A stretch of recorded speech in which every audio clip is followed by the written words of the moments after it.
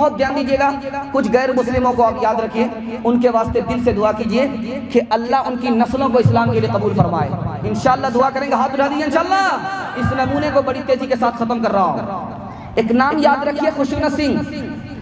उन्होंने कहा कि जिस रात मस्जिद को तोड़ा गया उस रात बहुत सारे गैर मुस्लिमों के घर चूल्हा तक नहीं जला, इस गम में अल्लाह का घर तोड़ दिया गया। ऐसे गैर मुस्लिम को याद रखिए। दूसरा एक गैर मुस्लिम कमलापति त्रिपाठी, मस्जिद के टूटने से पहले इंतकाल कर गए।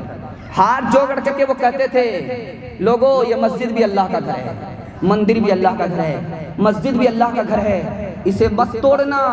अगर तोड़ने के लिए फावड़ा चलाओगे तो मस्जिद पर नहीं मेरे सर पर चलेगा। ऐसे लोगों को याद कीजिए, उनकी नस्लों के वास्ते दुआ कीजिए, अल्लाह उनकी नस्लों को इस्लाम के लिए कबूल फरमाए। तीसरा नाम याद रखिए, मुरारजी भाई देसाई। मुरारजी भाई देसाई सोमनाथ के ट्रस्टी थे, सोमनाथ मंदिर चलाते थे। सोमनाथ के बगल में छोटी सी मस्जिद थी, वीरान थी, आजान भी नहीं होती थी, नमाज भी नहीं होती थी। उन्होंने मुसलमान से हाथ जोड़ करके कहा कि मुसलमानों मुझे एक मौजिन दे दो, मैं पैसा दूंगा, मुझे एक इमाम दे दो, मैं पैसा दूंगा। मैं चाहता हूँ कि जिस तरह मंदिर आबाद है उसी तरह अल्लाह का घर आजान से और नमाज से आबाद है। आखिरी मिसाल देने के लिए जा रहा हूँ, आखिरी मिसाल अक्षय ब्रह्मचारी, गैर मुस्लिम है, दुआ कीजिए अल्लाह इनकी नस्लों को इस्लाम के लिए कबूल फरमाए। ये क्या कहते हैं, तुम मंदिर का झगड़ा खड़ा कर रहे हो, मस्जिद का झगड़ा खड़ा कर रहे हो और मंदिर के साथ किसका नाम लगा रहे हो, राम का नाम जोड़ रहे हो, राम का नाम जोड़ रहे हो। पता है ये राम कौन था? ये राम वो था जिसने अपने भाई के लिए, छोटे भाई के लिए राजपाट छोड़ दिया और वनवास ले लिया। अगर तुम राम के नाम लेवा हो तो क्या अपने छोटे भाई मुसलमान के लिए मस्जिद नहीं छोड़ सकते? तो फिर राम मंदिर का झगड़ा क्यों खड़ा करते हो? छोड़ के अपने महल तो महले, जंगल जंगल फिरना, औरों के सुख चैन की खातिर हर संकट में घिरना है। यही राम के लेख की रेखा, आ गया अब विश्वास। जब जब राम ने जन्म लिया तब तब पाया वनवास। राम हर एक युग में आए पर कौन उन्हें पहचाना। राम की पूजा की जगने पर राम का अर्थ न जाना। तकते तकते बूढ़े हो गए धरती और आकाश। जब जब राम ने जन्म लिया तब तब पाया वनवास। बस एक मिसाल पर खत्म करने के लिए जा रहा हूँ, आप लोग सुनने के लिए तैयार हैं? मुकम्मल हाथ उठाइए इंशाअल्लाह। इंशाअल्लाह बाबर बादशाह ने अपने बेटे को नसीहत किया, एक किताब है उसका नाम है तारीख हिंद। बाबर बादशाह ने अपने बेटे हुमायूं को नसीहत किया, कहा कि बेटा अगर कामयाब हुकूमत करना चाहते हो, इस हिंदुस्तान में कामयाब बादशाह बनना चाहते हो तो मेरी नसीहत को कान खोल करके सुनो। तुम्हारा मजहब इस्लाम जरूर है लेकिन तुम दूसरे धर्म का भी एहतराम करना। अगर एहतराम नहीं करोगे तो तुमसे जुल्म होगा, इंसाफ नहीं होगा। पहली नसीहत किया। और दूसरी नसीहत किया कि बेटे गाय को ज़बह मत करना, गाय कुशी मत करना, यह हिंदुस्तान है। यहाँ के हिंदू गाय को माता कहते हैं, गाय को ज़बह मत करना। अगर तुम गाय को ज़बह करोगे उनके दिल में तुम्हारी जगह नहीं होगी, गाय की ज़बह छोड़ दोगे उनके दिल में तुम्हारी जगह। तीसरी नसीहत बाबर ने किया है अपने बेटे को कि बेटा मंदिर को मत तोड़ना। मंदिर तोड़ने की बात तो दूर की है, मंदिर की तरफ आंख भी मत उठाना, उसकी बेअदबी मत करना, वरना इनसे गैर मुस्लिमों से तुम्हारा दोस्ताना ताल्लुक नहीं रहेगा। आखिरी नसीहत बाप ने बेटे को किया है कि बेटा इस्लाम फैलाना, लेकिन इस्लाम जुल्म और सितम की तलवार से नहीं, लुत्फ और एहसान की तलवार से फैलाना।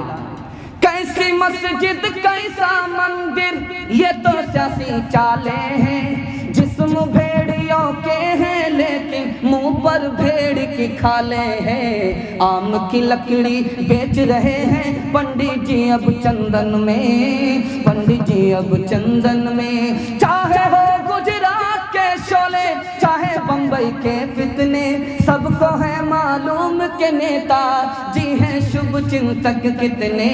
अरे हिंदुस्तान में आग लगी है, नेताजी है लंदन में, नेताजी है लंदन में। बहुत ध्यान से सुनिएगा। ये मेरा दूसरा नमूना है, आधा बयान में निकाल चुका हूँ, थोड़ा सा बाकी रह गया है। इंशाअल्लाह साथ देंगे तो वो भी निकल जाएगा। हाथी पास हो चुका है, सिर्फ दुम फंसी हुई है। इंशाअल्लाह हाथ उठाइए। इंशाअल्लाह आप नमाज से, सजदे से मस्जिद को आबाद करेंगे तो अल्लाह की जमानत होगी, उस घर की हिफाजत होगी। और मस्जिद आबाद होगी, हम आबाद होंगे। मस्जिद वीरान होगी, अल्लाह हमें वीरान कर देगा। ध्यान से सुनिएगा, हदीस कहती है मस्जिद के पड़ोसी की नमाज मस्जिद में होती है, घर में नहीं होती। क्या मतलब हुआ? मस्जिद का पड़ोसी है, कान में मस्जिद की आजान आ रही है, मस्जिद के पड़ोसी की नमाज मस्जिद में होती है, घर में नहीं होती। क्या मतलब है? घर में पढ़ लेगा मस्जिद का पड़ोसी, मस्जिद में नमाज नहीं पढ़ेगा, अदा होगी कबूल नहीं होगी। अगर मस्जिद का पड़ोसी मस्जिद में आकर के नमाज पढ़ेगा तब अदा भी होगी, कबूल भी होगी। दूसरे नमूने को जरा ध्यान में रखिए, जो ईशा की नमाज नहीं पढ़ता, फजर की नमाज नहीं पढ़ता, ये मुनाफिक है, मुसलमान नहीं है। हदीस कह रही है ईशा की नमाज जो नहीं पढ़ता, फजर की नमाज जो नहीं पढ़ता, ये मुनाफिक है, मुसलमान नहीं है। तीसरी हदीस आ रही है, आदमी नमाज छोड़े काफिर हो जाता है। इसका क्या मतलब? अदा भी नहीं करता, कज़ा करने की नीयत भी नहीं है, मुसलमान नहीं रहता। दोबारा इस्लाम कबूल करने के लिए कलमा पढ़ना पड़ेगा। चौथा नमूना आपके सामने आ रहा है, खुदा किससे मोहब्बत करता? जो फर्ज नमाज पढ़ता है। खुदा किससे मोहब्बत करता? जो नफिल नमाज पढ़ता है। खुदा कहता है मैं उसकी आंख बन जाता हूँ जिससे वो देखता है, मैं पैर बन जाता हूँ जिससे वो चलता है, मैं हाथ बन जाता हूँ जिससे वो पकड़ता है, मैं कान बन जाता हूँ जिससे वो सुनता है, वो दुआ करता है, मैं कबूल करता हूँ। नबी की पसंद पर जीना है इंशाअल्लाह, नबी की पसंद पर मरना। हाथ उठाइए इंशाअल्लाह। इंशाअल्लाह जिब्रील आए खुदा का पैगाम लेकर के नबी की खिदमत में। खुदा को 3 चीजें पसंद है, ध्यान दीजिएगा, बड़ी तेजी के साथ मुताला गुजर रहा है। अल्लाह आपके इल्म में इजाफा फरमाए, मेरे मुताला को ताज़ा फरमाए। मैं तो ये समझ रहा था कि हौसला हार करके जलसा को मिलाद बना देंगे, लेकिन अल्लाह का शुक्र है जलसा जलसा है। ऐसे वक्त में जब सारी दुनिया खर्राटे ले रही है, गुलसिता कब्रिस्तान बन चुका है, अल्लाह का शुक्र है जलसा जलसा है। अल्लाह आपकी उम्र में भी बरकत दे, रोजी में भी बरकत दे, दिल की मुराद अल्लाह आपकी पूरी फरमाए। मैं बताने के लिए जा रहा हूँ नबी की पसंद पर जीना है। जिब्रील आए, खुदा का पैगाम सुनाया कि खुदा को 3 चीजें पसंद है, बंदे का सब्र पसंद है, बंदे का फाका पसंद है, बंदे की कुर्बानी पसंद है। जिब्रील ने कहा मुझे भी 3 चीजें पसंद है, भटके हुए को रास्ता बताना, गरीबों से मोहब्बत करना, गरीबों की मदद करना। अल्लाह के रसूल ने कहा बहुत अच्छा, मुबारक हो।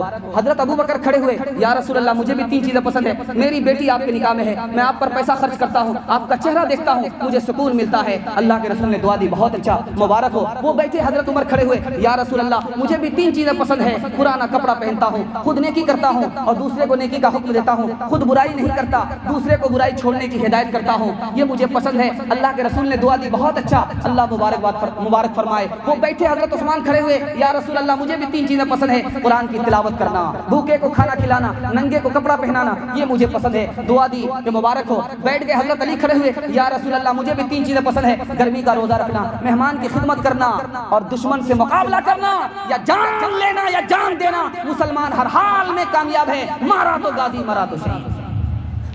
अल्लाह के रसूल ने दुआ ली, बैठ गए। अल्लाह के रसूल ने सबकी पसंद सुनने के बाद कहा मुझे भी 3 चीजें पसंद है, मुझे भी 3 चीजें पसंद है, मुझे भी 3 चीजें पसंद है, खुशबू पसंद है, औरत पसंद है, नमाज पसंद है। इंशाल्लाह जुमा जुमा नमाज पढ़ेगा, हाथ उठाइए इंशाल्लाह। शनिचर को ससुर आकर के पढ़ेगा।